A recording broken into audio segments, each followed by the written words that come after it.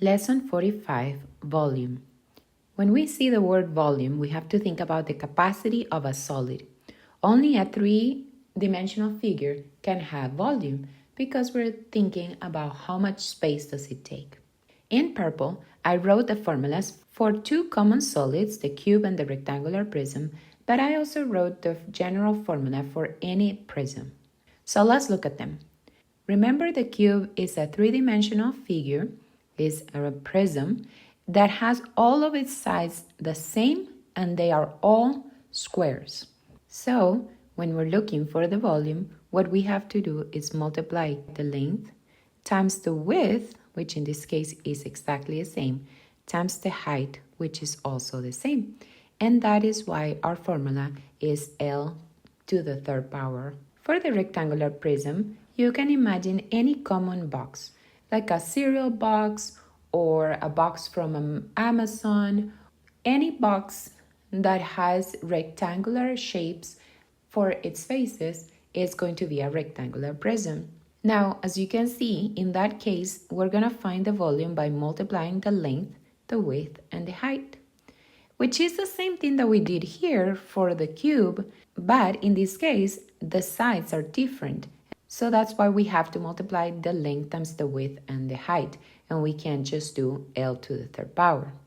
Finally, we have the general formula, which is that the volume is found by multiplying the area of the base times the height. Now, it's very important that we identify which one is the base. And the bases in a prism are always the two faces that are not rectangles. They could be rectangles, like in this case, but if they're not rectangles, those will be the bases, and also because they are parallel to each other. Notice how those two triangles are going in the same direction, and they're never going to touch. So in this case, for example, I drew a triangular prism, but it could be any other prism. It could be a pentagonal prism or a hexagonal prism. The point is we have to find the area of that shape first, and then just multiply times the height. And notice how I use that capital H to identify the height of the solid. And the height of the solid is the distance between the two bases. So that's our height. So let's look at example 45.1. It says find the volume. Again, that one is a rectangular prism, so we will use this formula. So to find the volume, we just have to multiply the length times the width times the height, and that would be 6 times 5 times 2, which is 60.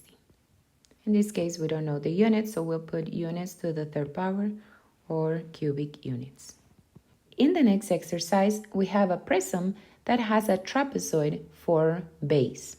And this, which is the base, is the same as this one. They just draw it on the side so that we can easily see it. And then it says that the height is 5 feet tall. So that's the height from here to here, from one base to another one. So let's think about how would we find this.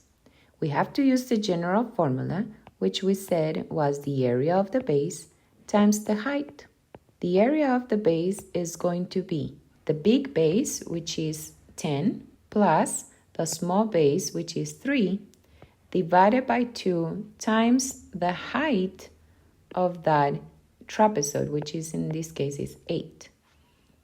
And all of that, which is the area of that trapezoid, we're going to multiply times the height of the solid.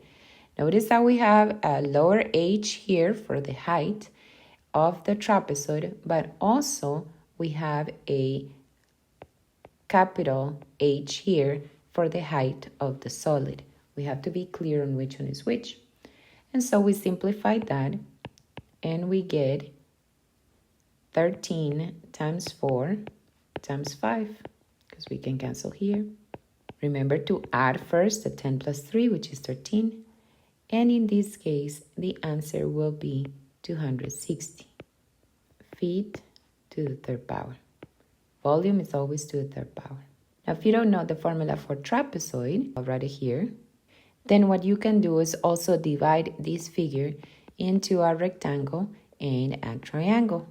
That's another way of doing it, which you can do it that way, but little by little you should know the formula of the trapezoid because it's a lot easier. So the dimensions of the rectangle are 8 by 3. And then we have to see that this is 8. And we have to subtract 10 minus 3 to find this one here. So that is 7. So the dimensions of the triangle are 8 times 7, and we have to divide by 2. Notice that if we simplify, we get the same answer, 52, which is this. 13 times 4 is 52. That then we would have to multiply times 5 and get 260. So, as usual, there are different ways of doing the same exercise. Just look for what is the easiest way for you to do it. And that's it. This is very, very simple. If you need to see this again, make sure that you do so that you can do this very easily. See you in the next video.